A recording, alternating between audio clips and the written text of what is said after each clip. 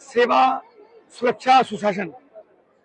आदरणीय प्रधानमंत्री श्री नरेंद्र मोदी जी के कार्यकाल के 10 वर्ष, 11 वर्ष में प्रदेश और आदरणीय मुख्यमंत्री योगी आदित्यनाथ जी के उत्तर प्रदेश के अंदर 8 वर्ष, एक शानदार कार्यकाल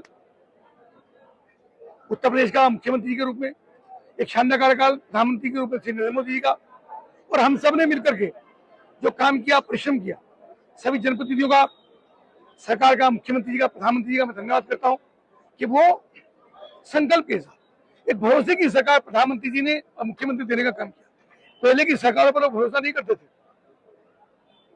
बेईमाना होता था, भ्रष्टाचार की चरम सीमाएं थी। अगर मुजफ्फरनगर, पश्चिम उत्तर प्रदेश की बात मैं करूं तो अपहरण, लूट, हत्याएं, चेतावनी देकर गोली मारना, चलते हुए सड़कों पर महिलाओं को उठाना, उनके साथ व्यभिचार करना, व्यापारियों को यहां से पलायन करने के लिए मजबूर किया गया। मुजफ्फरनगर के अंदर 80 फैक्ट्रियां लोहे की हुआ करती थी, जिनमें 70 फैक्ट्रियां केवल इसलिए बंद हो गई कि समाजवादी पार्टी की सरकार में उनके बिजली के बिल बढ़ाए गए, उनका दोहन हुआ, शोषण किया गया, उनको तनाव दिया गया और उसके कारण से वो फैक्ट्रियां बंद हुई। आधे हो गए सरकार आने के बाद सबसे पहले गुंडों की कमर तोड़ने का काम हुआ। सड़कों का शानदार जाल बिछा, तो सड़कें गड्ढे होती थी, ये 4 लेन, 6 लेन, 8 lane highway, state highway, national highway ऐसे बनाकर एक शानदार सड़कों का जाल बिछा। उसके अलावा 24 घंटे बिजली आती 8 घंटे, 6 घंटे, 12 घंटे। बिजली किसानों को मिलती नहीं थी, व्यापारी को मिलती नहीं थी, उद्योग बंद हो जाते थे। 24 घंटे इंडस्ट्री को बिजली मिल रही है, शहरों के अंदर 24 घंटे, ग्रामीण के अंदर 18 घंटे ऐसे बिजली देने का काम योगी जी की सरकार लगातार उद्योग करने का काम कर रही है। इसके अलावा भी RRTS जो बहुत कम समय के अंदर दिल्ली से लेकर मेरठ तक आ गई है, हमारा पूरा प्रयास है, उसमें लगे हैं कि RRTS मुजफ्फरनगर आए, ये हमारा प्रयास है। मुजफ्फर में जेल, उसका हमारा संकल्प है, जेल को स्थानांतरित करके लेना चाहते हैं।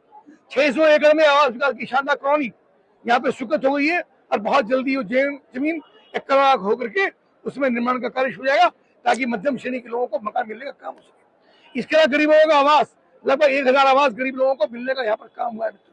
गाँव के अंदर भी आवास बन रहे हैं, गाँव की सड़कें बन रही है, गड्ढा मुक्त सड़कें बनी है, 24 घंटे बिजली, 132 kV का बिजली घर, उसको लाने के लिए हम प्रयत्नशील है। यानी मुजफ्फरनगर का भी विकास हुआ है, प्रदेश का भी विकास हुआ है, माताओं बहनों बेटियों की सुरक्षा हुई है, व्यापारी सुरक्षित हुआ है। इन्वेस्टर समिट के अंदर 35 लाख करोड़ के इन्वेस्टर हुए, जिसे मुजफ्फरनगर में भी 1000 करोड़ की बड़ी इंडस्ट्री वेबरेज की मुजफ्फरनगर में भी निर्माणाधीन है, बहुत जल्दी वो शुरू हो जाएगी। 5000 करोड़ का एक अभ्यारण्य, एक गौशाला यहाँ पर बनकर तैयार हुई, वो भी बड़ा काम मुजफ्फरनगर के अंदर में तो हुआ।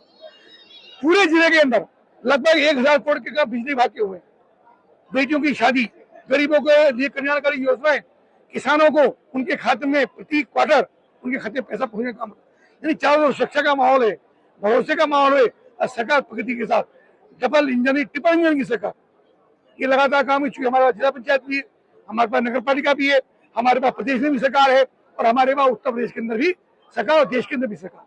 तो 4 इंजनों की सरकार हम कह सकते हैं जो लगातार हमारे जनपद में काम कर रही है।